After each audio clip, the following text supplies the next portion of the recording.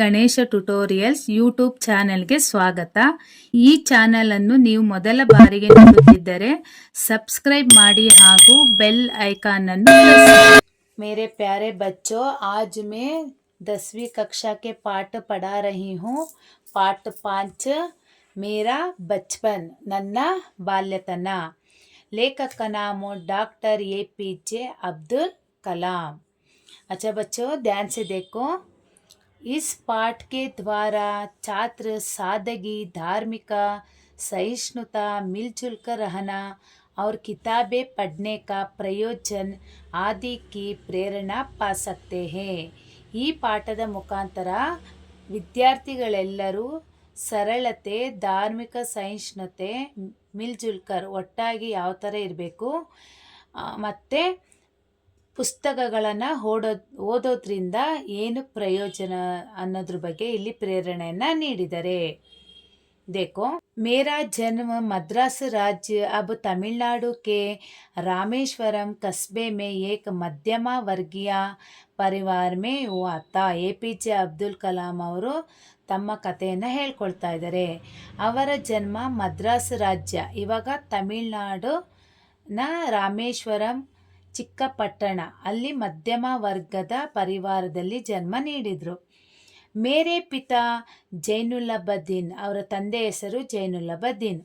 ಕೋಯಿ ಬಹುತ್ ಅಚ್ಚಿ ಔಪಚಾರಿಕ ಶಿಕ್ಷಣ ನಹಿ ಹುಯೆ ಥೆ, ಅವರು ಒಳ್ಳೆಯ ಒಂದು ಔಪಚಾರಿಕ ಶಿಕ್ಷಣವನ್ನು ಪಡೆದಿರಲಿಲ್ಲ.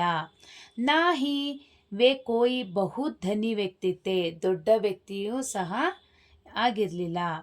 ಇಸ್ಕೆ ಬಾವಜೂದ್ ಭಿ ವೇ ಬುದ್ಧಿಮಾನ್ ಥೆ, ಆದರೂ ಸಹ ಅವರು ಬುದ್ಧಿವಂತರು ಆಗಿದ್ದರು. ಉನ್ಮೆ ಉದಾರತಾ ಕಿ ಸಚ್ಚಿ ಭಾವನಾ ಥಿ, ಅವರಲ್ಲಿ ಒಂದು ಒಳ್ಳೆಯ ಗುಣ ಇತ್ತು. ಮೇರಿ ಮಾ ಆಶಿಯಮ್ಮ, ನನ್ನ ತಾಯಿ ಹೆಸರು ಆಶಿಯಮ್ಮ. ಉನ್ಕೆ ಆದರ್ಶ ಜೀವನ ಸಂಗನಿ ಥಿ.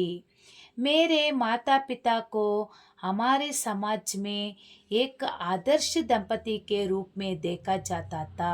ನಮ್ಮ ತಂದೆ ತಾಯಿಯನ್ನು ಸಮಾಜದಲ್ಲಿ ಒಂದು ಆದರ್ಶದ ದಂಪತಿಯನ್ನಾಗಿ ನೋಡ್ತಾ ಇದ್ರು. ಮೇ ಕಹಿ ಬಚ್ಚೋ ಮೇ ಸೆ ಏಕ್ ಥಾ, ಎಲ್ಲ ಮಕ್ಕಳಲ್ಲಿ ಒಬ್ಬನಾಗಿದ್ದೆ.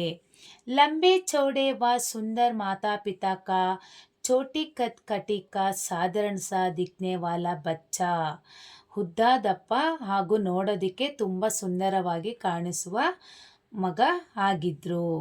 ಹಮ್ ಲೋಗ್ ಅಪ್ನೆ ಔಪಚಾರಿಕ ಘರ್ ಮೇ ರೇತೆ ಥೆ, ಇವರು ಪುರಾತನ ತಾತ ಮುತ್ತಾತನ ಮನೆಯಲ್ಲಿ ವಾಸವಾಗಿದ್ದರು. ರಾಮೇಶ್ವರ್ ಕಿ ಮಸ್ಜಿದ್ ವಾಲಿ ಗಲಿ ಮೇ ಬನಾ ಯಹ ಏಕ್ ಚೂನೆ ಪತ್ತರ್ ವ ಈಂಟ್ ಸೆ ಬನಾ ಪಕ್ಕಾ ಔರ್ ಬಡಾ ಥಾ. ರಾಮೇಶ್ವರಮಲ್ಲಿ ಮಸ್ಜಿದ್ ವಾಲಿ ನಗರದಲ್ಲಿ ಅವರು ಚೂನೆ ಅಂದರೆ ಸುಣ್ಣ ಹಾಗೂ ಕಲ್ಲು ಇಟ್ಟಿಗೆಗಳಿಂದ ಮಾಡಿರುವಂತಹ ಒಂದು ಮನೆಯಲ್ಲಿ ವಾಸವಾಗಿದ್ದರು. ಮೇರೆ ಪಿತಾ ಆಡಂಬರಹೀನ ವ್ಯಕ್ತಿ ಥೆ, ಯಾವುದೇ ರೀತಿಯ ಆಡಂಬರವಾದ ವ್ಯಕ್ತಿ ಆಗಿರಲಿಲ್ಲ, ಕೇವಲ ಅವರು ಸಾಧಾರಣ ವ್ಯಕ್ತಿಯಾಗಿದ್ದರು. ಸಭಿ ಅವಶ್ಯಕ ಯವ ಐಶೋ ಆರಾಮ್ ವಾಲಿ ಚೀಜೋ ಸೆ ದೂರ ರೆಹತೆ ಥೆ, ಅವ್ರು ಯಾವಾಗಲೂ ಐಶೋ ಆರಾಮ್ ವಾಲಿ ವಸ್ತುಗಳಿಂದ ದೂರ ಇರ್ತಾಯಿದ್ರು.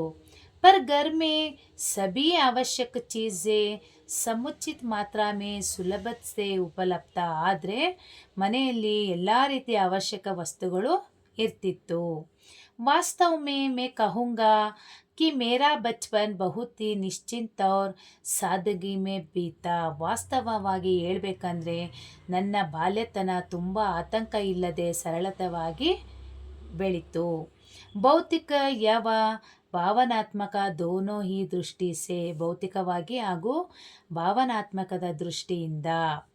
ಮೇ ಪ್ರಾಯಃ ಅಪ್ನಿ ಮಾँ के साथ ही रसोई में नीचे बैठकर ಖಾನಾ ಖಾಯಾ ಕರ್ತಾ ಥಾ. ನಾನು ಬೆಳಿಗ್ಗೆ ನನ್ನ ಅಮ್ಮನ ಜೊತೆ ಅಡುಗೆ ಮನೆಯಲ್ಲಿ ಕುತ್ಕೊಂಡು ಊಟವನ್ನು ಮಾಡ್ತಾ ಇದ್ದೆ. ವೇ ಮೇರೆ ಸಾಮ್ನೆ ಕೇಲೆ ಕಾ ಪತ್ತಾ ಬಿಚ್ಚಾತಿ, ಅಮ್ಮ ನನ್ನ ಮುಂದೆ ಬಾಳೆ ಎಲೆಯನ್ನು ಹಾಸ್ತಾ ಇದ್ರು. और फिर उस पर चावल या सुगंधित स्वादिष्ट सांबर डालती थी. ಆ ಎಲೆಯ ಮೇಲೆ ಅನ್ನ ಹಾಗೂ ಸುಗಂಧಿತ ಪರಿಮಳವಾದ ಹಾಗೂ ಸ್ವಾದಿಷ್ಟವಾದ ಸಾಂಬಾರನ್ನು ಹಾಕ್ತಾಯಿದ್ರು. ಸಾತ್ ಮೇ ಘರ್ ಕಾ ಬನಾ ಆಚಾರ್, ಅದರ ಜೊತೆ ಮನೆಯಲ್ಲಿ ಮಾಡಿದಂತಹ ಉಪ್ಪಿನಕಾಯಿ. ಔರ್ ನಾರಿಯಲ್ ಕಿ ತಾಜಿ ಚಟ್ನಿ ಬಿ ಹೋತಿ ಥಿ, ಅದ್ರ ಜೊತೆ ಫ್ರೆಶ್ ಆಗಿರೋ ತೆಂಗಿನಕಾಯಿಯ ಚಟ್ನಿಯನ್ನು ಸಹ ಊಟಕ್ಕೆ ಬಡಿಸ್ತಾ ಇದ್ರು. अच्छा बच्चों, यहाँ तक पाठ ख़त्म कर रही हूँ. अगले का पार्ट 2 वीडियो में डालती हूँ, देकर पढ़ लेना. इसका नोट्स बायो लिंक में अपलोड करती हूँ, देख लेना. ಲೈಕ್ ಮಾಡಿ, ಶೇರ್ ಮಾಡಿ, ಸಬ್ಸ್ಕ್ರೈಬ್ ಮಾಡಿ. ಡೌಟ್ಸ್ ಇದ್ದರೆ ಕಮೆಂಟ್ ಮಾಡಿ. Thank you.